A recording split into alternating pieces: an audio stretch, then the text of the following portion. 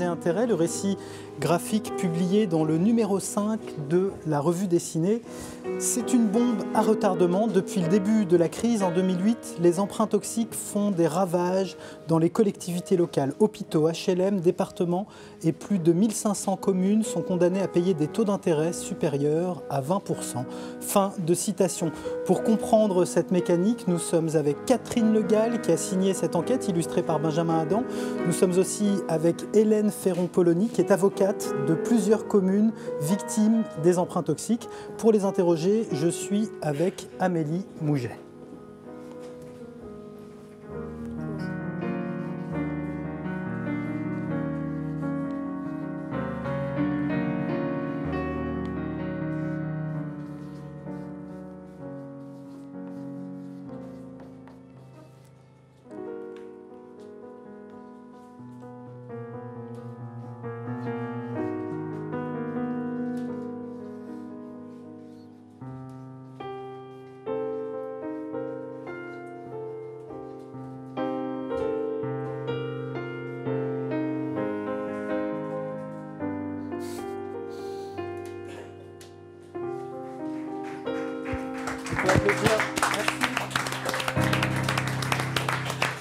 Merci Julien, merci Sabrina. Bonsoir Catherine Le Gall. Bonsoir. Bonsoir Hélène Ferron-Polony. Bonsoir. Salut Amélie. Bonsoir. Catherine Le Gall, je vais vous poser la première question. C'est vous qui avez choisi d'enquêter sur les emprunts toxiques. Pourquoi? Tout simplement. Pourquoi? C'est un sujet ardu. Hein. Ouais. En fait, c'est parce que je travaillais pour la Gazette des communes, qui est le journal des collectivités locales, et que j'ai suivi toute la commission d'enquête sur les emprunts toxiques qui était présidée par Claude Barthelone. Et donc, j'ai suivi toutes les auditions.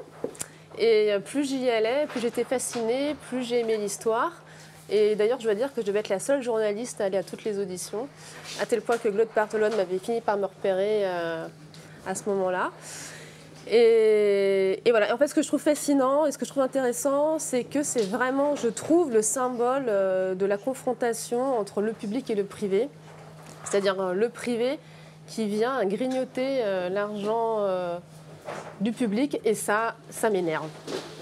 Donc voilà, j'ai décidé d'enquêter. Loïc Sécheresse nous a rejoint pour commenter en dessin cette conversation. Ce qui est impressionnant dans la revue dessinée, dans la manière dont vous avez décliné cette histoire des emprunts toxiques dans la revue dessinée, c'est que vous arrivez finalement à expliquer quelque chose de très très compliqué avec finalement peu d'images et d'une manière simple, et on finit par comprendre véritablement comment ça fonctionne, etc. On va aller au-delà, essayer de comprendre avec toi Amélie. Alors oui, les emprunts toxiques, on en parle beaucoup depuis 2008. Peut-être que vous pourriez nous réexpliquer qu'est-ce que c'est qu'un emprunt toxique et comment ça fonctionne, et comment on s'est retrouvé dans cette situation, comment les communes se sont retrouvées avec ces dettes et ces taux d'intérêt. D'accord. Et ben en fait, les emprunts toxiques, au départ, ce sont des prêts structurés, on appelle ça. Donc, comment vous expliquer l'histoire? Donc, on va commencer par qu'est-ce qu'un emprunt structuré? Donc, un emprunt structuré, c'est un emprunt qui est en deux phases. La première phase dure 3 ans et le taux d'intérêt est plus bas que le marché, donc il est intéressant. Et la deuxième partie dure 20 ans et le taux d'intérêt est indexé sur des variations, des indices qui varient sur le marché, et donc c'est hautement volatile. Et donc ces emprunts-là ont été vendus en majorité par Dexia, qui en a vendu les 3/4, aux collectivités locales. Ils ont commencé à sévir dans les années 90. Voilà. Et donc aujourd'hui, il y a de nombreuses collectivités qui ont dans leur compte des emprunts dont les taux d'intérêt ont explosé à cause de la crise de 2008 premièrement, et ensuite en 2011 à cause de la crise de la dette. Et donc en effet, les taux d'intérêt peuvent augmenter à 15-30% suivant leur construction. Je ne sais pas si je vais réussir à expliquer, mais l'idée c'est qu'on va garantir par exemple une assurance sur un emprunt. On va dire si votre emprunt va garantir une assurance qu'on a faite sur le franc suisse par exemple. Donc si le franc suisse varie, eh bien votre emprunt va varier avec le franc suisse, et si ça ne bouge pas, votre emprunt ne bougera pas. Et donc pendant 20 ans, les fluctuations d'une monnaie vont définir le taux d'emprunt, et ça permet à des banques d'assurer les fluctuations d'une monnaie pour les personnes qui vendent à l'export et les choses comme ça. En gros, c'est ça. C'est en gros, mais on va rester en gros parce que c'est vraiment dans le détail, c'est assez compliqué. En fait, la structure de l'emprunt, dans la structure, il y a une option. Et une option, c'est une assurance qui, en effet, va assurer contre les variations de l'euro-franc suisse. Et donc, ce qui fait que, non, l'aberration, pour simplifier, c'est que les collectivités locales se sont retrouvées, sans le savoir, assureurs sur les marchés financiers contre les variations de l'euro-franc suisse. À jouer à la roulette russe, quasiment, en fait. Alors qu'elles n'ont pas d'euro-franc suisse dans leurs recettes. Donc, ça les rend dépendantes d'une monnaie dont elles sont totalement étrangères. Alors, peut-être que Hélène Ferron-Polony, donc vous avez défendu plusieurs communes, peut-être que vous avez une idée de l'ampleur du problème, combien de communes sont touchées et elles en ont pour combien de temps avec ces emprunts sur les bras et leurs finances plombées par des décisions prises dans les années 90. Alors, sur l'ampleur du scandale, c'est assez difficile de le quantifier parce que c'est un sujet qui est tabou pour bon nombre de collectivités qui ne veulent pas faire savoir à leurs contribuables, à leurs administrés, mais également contribuables malheureusement, que des emprunts toxiques ont été souscrits dans les années 2000. Donc, ceux qui ont les chiffres, ce sont Dexia. C'est la banque Dexia et ils ne les ont jamais communiqués, sauf pour agiter un épouvantail et obtenir nombre de concessions de la part du gouvernement. On a annoncé des chiffres jusqu'à 17 milliards d'euros, dont on sait qu'ils sont largement exagérés. Mais aujourd'hui, nous pensons qu'il y a 1500 communes de manière certaine qui sont concernées par les emprunts toxiques, mais il faut savoir qu'une commune peut avoir plusieurs emprunts toxiques et que les emprunts sont d'un montant moyen pour des collectivités d'environ 10 000 habitants de 3 à 7 millions d'euros. Alors concrètement, quelles conséquences ça a? Vous êtes fréquemment en contact avec les élus. Comment ils décrivent la situation financière de leur commune?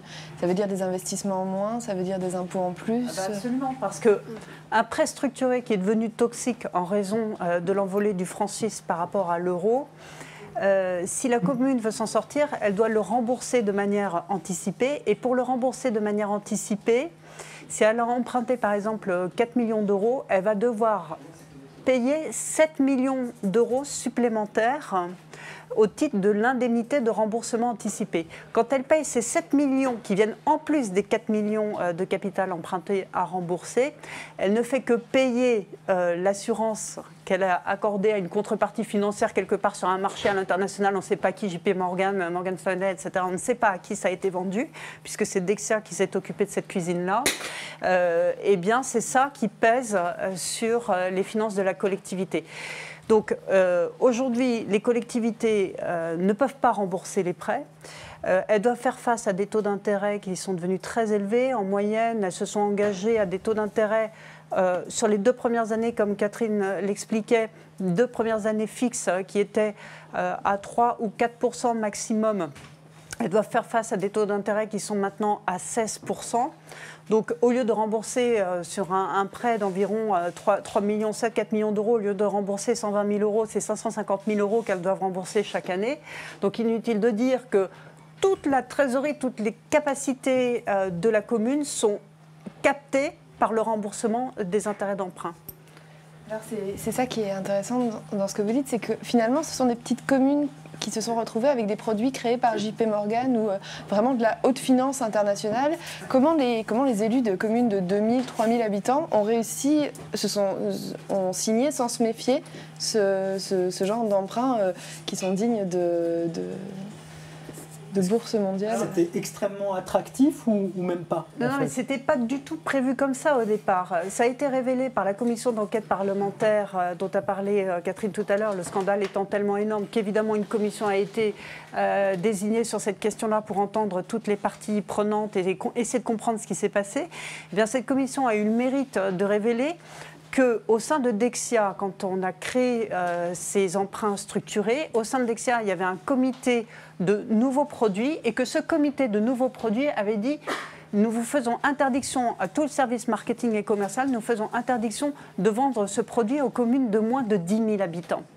Et en réalité, au cours des procédures judiciaires et avec les communications de pièces pour alimenter le procès, nous nous sommes rendus compte que les communes de moins de 10 000 habitants étaient démarchées en tant que cœur de cible. Donc elles n'auraient jamais dû souscrire ce type de prêt, elles n'étaient pas destinées à les souscrire et elles les ont quand même souscrits. Alors, ce qu'il y avait d'intéressant pour ces communes, c'est simple. Le taux d'intérêt les 2 premières années n'était pas élevé. Mais il ne leur était pas expliqué qu'en souscrivant ce prêt, elles devenaient un acteur sur les marchés financiers et que le prêt pouvait flamber. Il faut peut-être qu'on explique qui leur a fait souscrire ces prêts et peut-être qui est Dexia, qu'on a mentionné plusieurs fois déjà. Catherine. C'est vrai qu'en fait, une des raisons pour lesquelles les élus ont signé sans se méfier, c'est que c'est Dexia qui les a vendus en majorité. Et Dexia, c'est la banque des collectivités locales qui émane en fait de la Caisse des dépôts et consignations qui a financé pendant des années avant la décentralisation les collectivités locales. Et donc, les maires connaissaient très bien cette banque. En fait, la banque émane de la CDC, donc la Caisse des dépôts et consignations, et c'est Pierre Richard qui a privatisé une filiale de la CDC pour créer le Crédit local de France dans les années 90.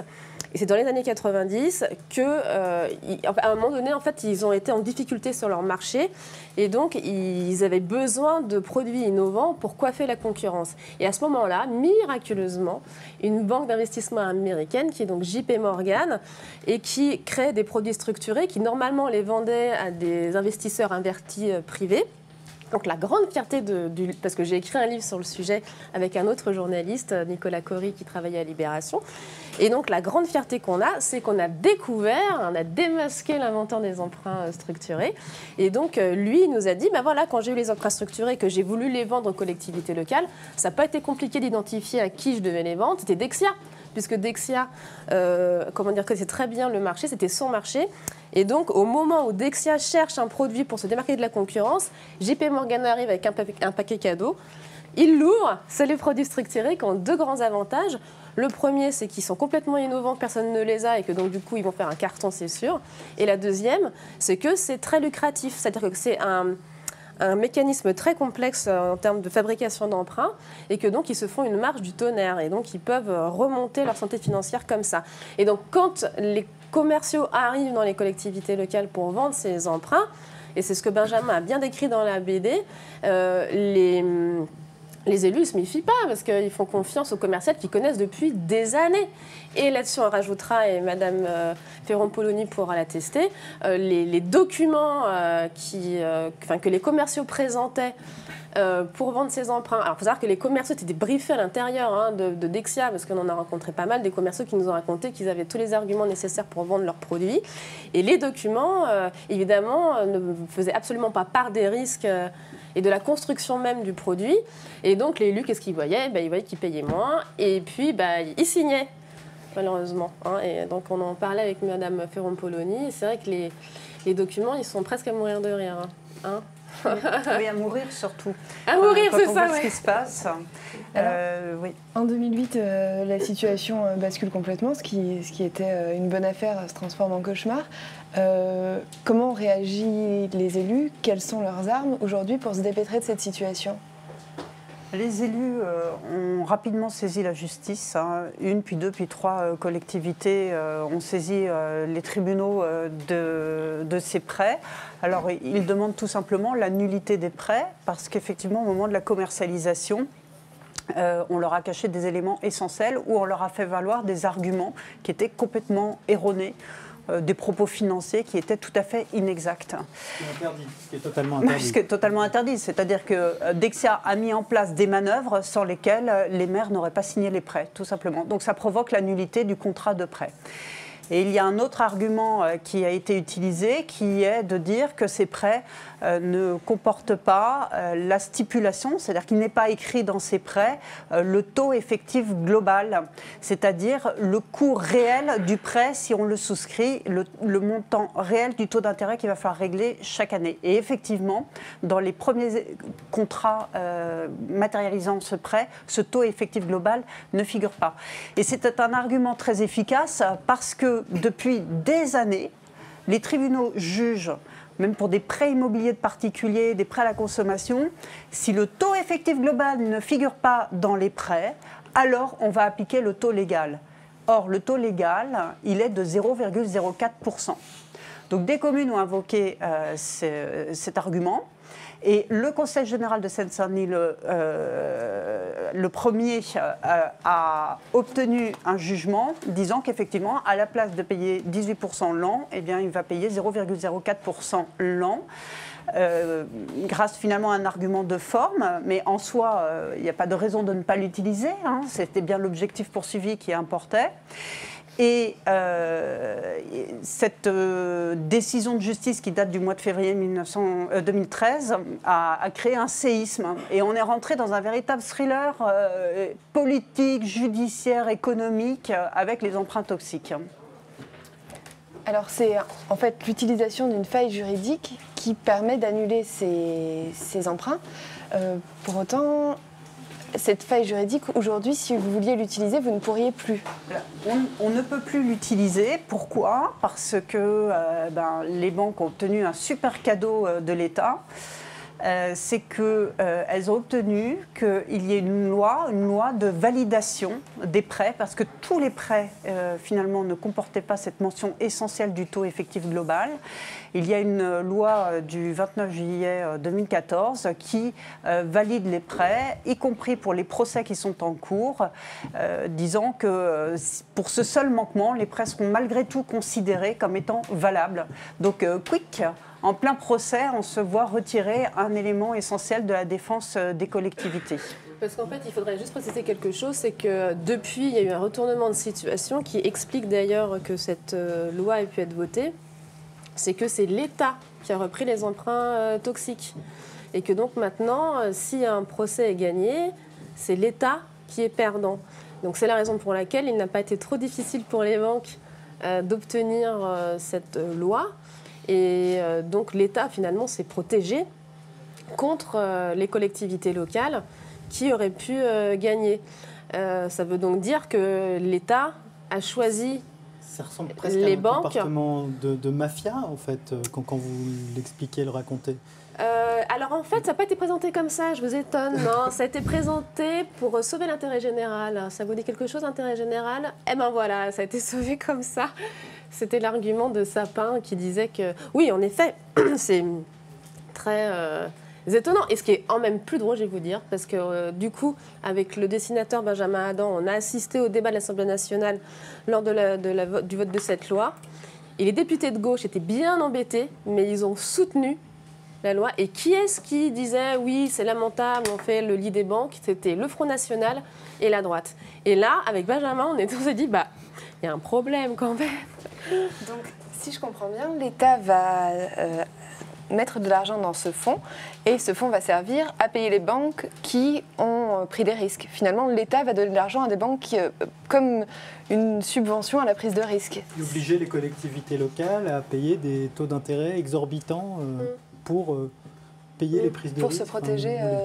Les produits financiers des banques. Ce qui est parce qu'ils ont, donc, effectivement, ils ont mis en place un fonds donc, dont le montant global est de 1,5 milliard d'euros, sachant que le risque est évalué à 10 milliards d'euros. Donc déjà, il y a un gap financier. Ça, c'est un fonds de soutien de l'État aux C'est un fonds de soutien locales. que l'État a créé.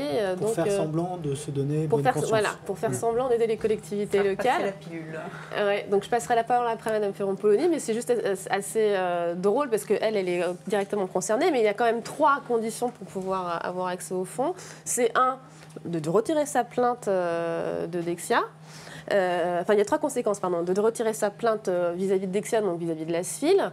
Et en fait, il n'y a que 45% de la soulte, de l'indemnité à payer qui serait prise en charge par le fonds, mais c'est même pas sûr parce qu'on vient d'apprendre qu'il faut qu'il y ait une doctrine qui soit mise en place pour savoir quel est le montant finalement que l'État va donner à la collectivité locale pour l'aider, parce que c'est une enveloppe et que donc l'enveloppe elle n'est pas extensible. Et que donc, s'il y a trop de collectivités qui la sollicitent, on ne pourra pas payer tout le monde. Donc, en fait, ils vont abandonner leur poursuite sans savoir ce qu'ils vont avoir en retour. Donc, c'est quand même assez fabuleux. On se demande dans quel monde on vit, en fait, quand on écoute cette histoire. On a l'impression d'être dans un film de Frank Capra, 50 ans plus tard ou 50 ans trop tard. Oui, d'autant que tout ceci a été bâti sur un énorme mensonge présenté aux députés et aux sénateurs. On leur a dit, bon, c'est les finances publiques qui sont en cause et il est indispensable de priver des plaignants que sont les collectivités locales. Il est indispensable de les priver d'un argument juridique essentiel. Parce qu'il s'agit de sauver les finances de l'État, 17 milliards d'euros, enfin un chiffre comme ça, donné par Dexia d'ailleurs. L'État n'était pas partie prenante à l'origine de ces voilà, emprunts. Et la réalité, c'est un très gros mensonge parce qu'en fait, sur les critères de Maastricht, les finances publiques, c'est l'État et les collectivités territoriales. Donc de toute façon, s'agissant de la pression du déficit, du respect des règles européennes, etc., de toute façon, on ne les remplit pas, même de cette manière-là.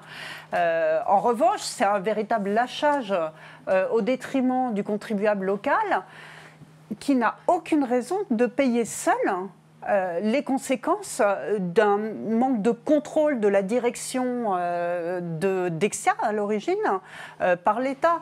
J'ai bien aimé dans la bande dessinée, quand on parle de Pierre Richard, on nous dit attention, pas lui, pas le gentil, là, l'autre avec son costume sombre. Et oui, il ne faut pas se tromper, c'est quand même les conséquences des erreurs commises par Pierre Richard et son absence totale de contrôle par l'État. Donc il n'y a pas de raison que ça ne soit pas, enfin je ne veux pas choquer personne, mais que ça ne soit pas le contribuable national. Je préférerais payer quelques euros, c'est pas beaucoup, quelques euros de plus d'impôts pour régler définitivement cette question des emprunts toxiques.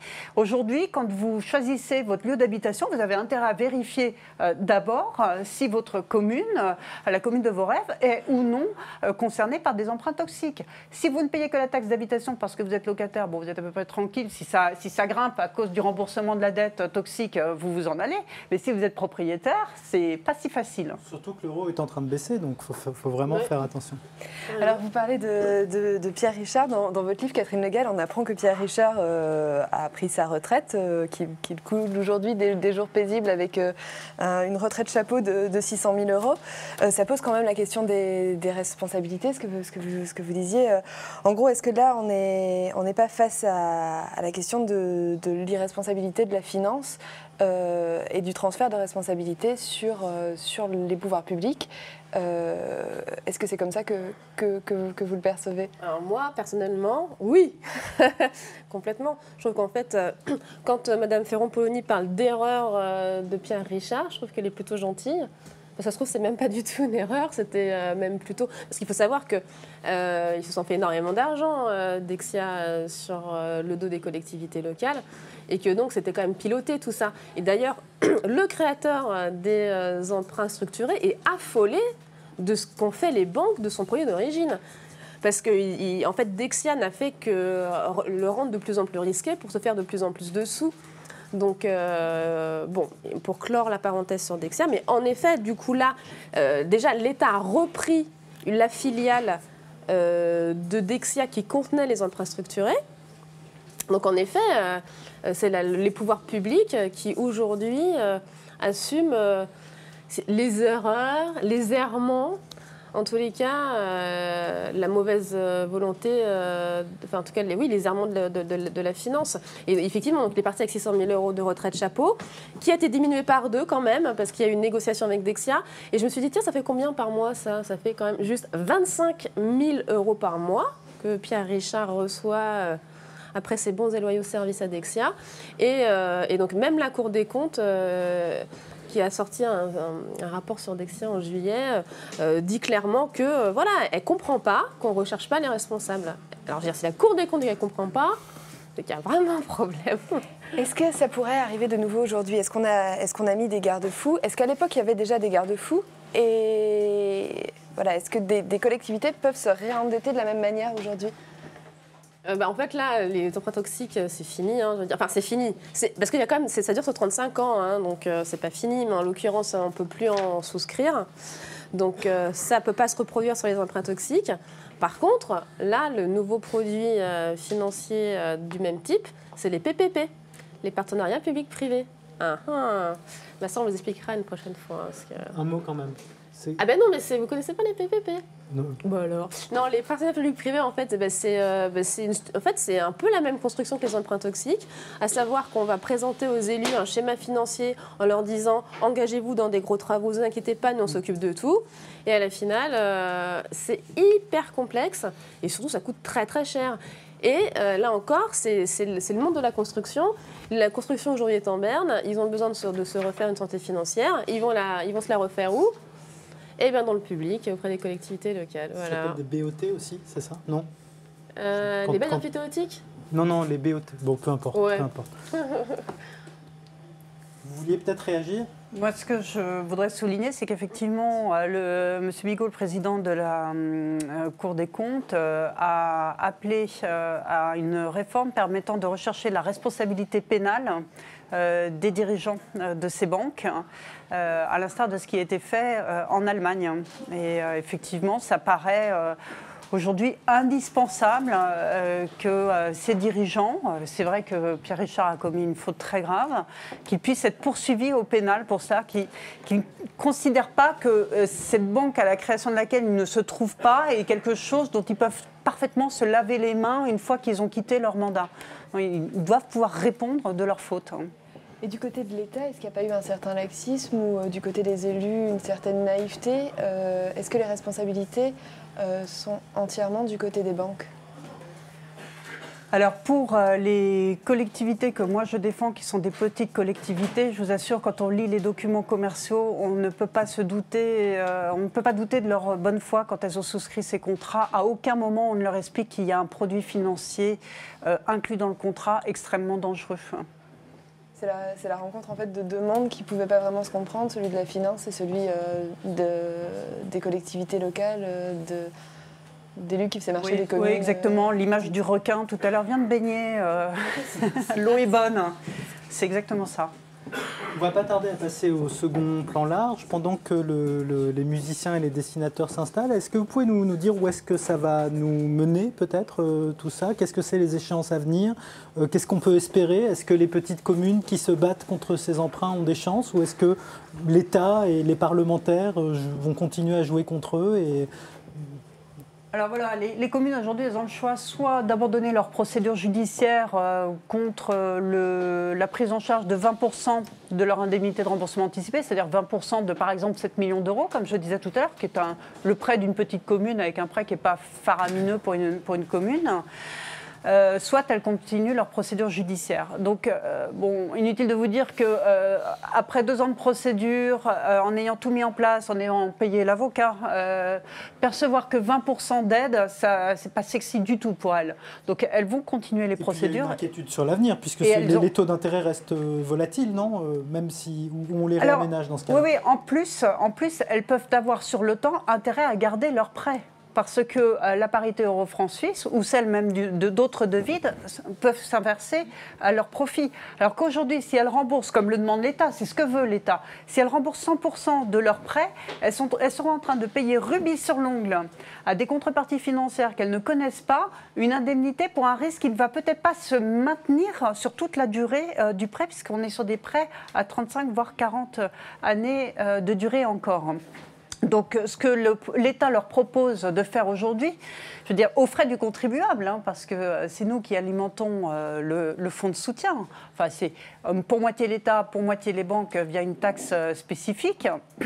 Mais aujourd'hui, il y a des établissements financiers qui se réjouissent de ce que l'État invite et incite les communes à rembourser de manière anticipée leurs prêts. Ce n'est pas ce qu'il faut faire. Il faut continuer la bataille judiciaire. Il y a des arguments très sérieux à développer. Il y a des décisions de justice qui vont sortir dans les mois qui viennent et ce n'est pas le moment de déposer les armes. Et c'est monté à l'Europe, Catherine. Ouais. Oui, bah non, moi je serais plus concrète parce que les conséquences pour les collectivités locales, comme on voit dans la bande dessinée, et ben si M. Favergeon, qui lui se bat, avait payé ses emprunts, il n'aurait pas pu tout bêtement construire un nouveau restaurant scolaire. Pour d'autres collectivités que j'ai rencontrées, ils ont dû licencier, ils ont dû augmenter le prix des places en crèche. Ils ont dû virer des personnes pour s'occuper des enfants en école maternelle. Donc les conséquences sont très graves. Sans parler des hôpitaux, parce que les hôpitaux sont aussi concernés. Et là, eux, ils ne peuvent pas lever l'impôt. Donc c'est directement des répercussions sur les dépenses. Et donc là, ça directement trait aux soins des malades. Justement, on a l'exemple de l'hôpital d'Ajaccio. Je crois que c'est 600 000 euros par an en plus que ce qu'il était censé payer. Qui paye dans le cas d'un hôpital Là, ils sont en pleine négociation, les hôpitaux, hein, parce que eux, je ne crois pas qu'ils peuvent avoir accès au fonds de soutien. Et en plus, il y a une grosse chape de plomb de la part du ministère de la Santé qui ne veut absolument pas en parler. Donc les directeurs sont maintenus, si je ne m'abuse, dans une sorte... Ils ne peuvent pas se rassembler, ils sont chacun en train de se battre de leur côté et c'est très compliqué pour les hôpitaux. Du coup, vous allez continuer l'enquête ? Oui, je suis complètement intoxiquée par les emprunts toxiques. Donc, j'envisage pas 2 secondes d'arrêter. Merci beaucoup, mesdames. On va passer au plan large suivant qui va être introduit en dessin par Xavier Guillaumard et Thibaut Soulcier.